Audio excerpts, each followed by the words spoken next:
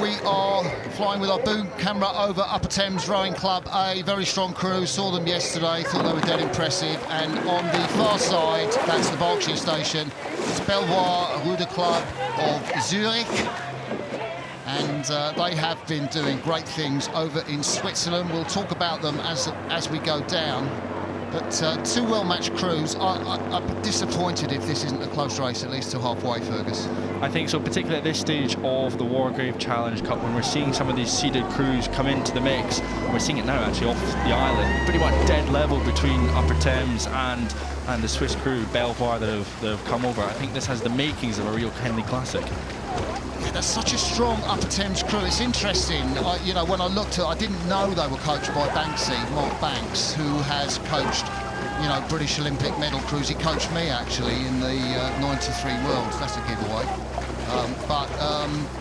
He is such a canny old fox, and, you know, doing simple things with these women.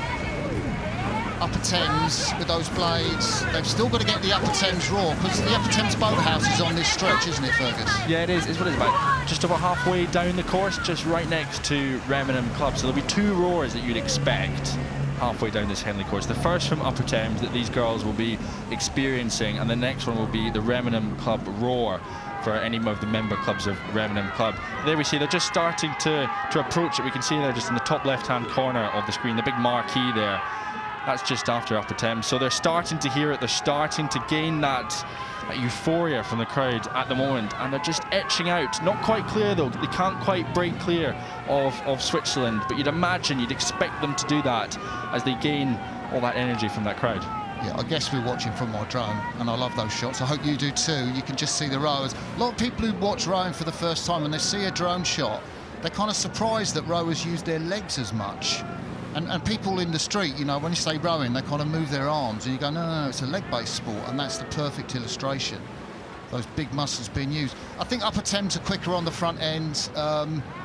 Not quite as sweet as the London Rowing Club crew that we saw earlier, I would say, but maybe a little bit more power. I'd love to see those two crews race each other, but I think this race is done. I can't see Belvoir coming back from that, Fergus. No, I think particularly as they've past their own clubhouse, past their club mates, teammates, people as they've trained alongside. We can see there the crowds on the bank just next to the pontoon there. It just shows they can get so close to them. They're able to hear, pick out voices of friends and family, that sort of thing. And that advantage that they had that was about a length or so, they weren't quite able to get clear water, a real gap between the two crews. That's now expanded, that's grown, and Upper Thames Rowing Club are now starting to move out, perhaps length and a half, 2 lengths up on the Swiss crew. How good is that drone shot? Just flying in front of the crew. You get a notion of the speed through the water. There's the stroke of the Upper Thames crew, Matilda Marin. She's a rowing coach at St Edward's School, where I guess she works with Johnny Singfield. She's worked there for 5 years. This will be the last time she's rowed with them, because she's off to work in London. It's the powerhouse at the middle of the boat. Cleo Pryor, Lauren Harrington, Hope Kaner and Emily Paul in the 6th seat. See Emily just coming into the picture there. There's the stroke that we were talking about. Matilda with those yellow sunglasses, the 24-year-old.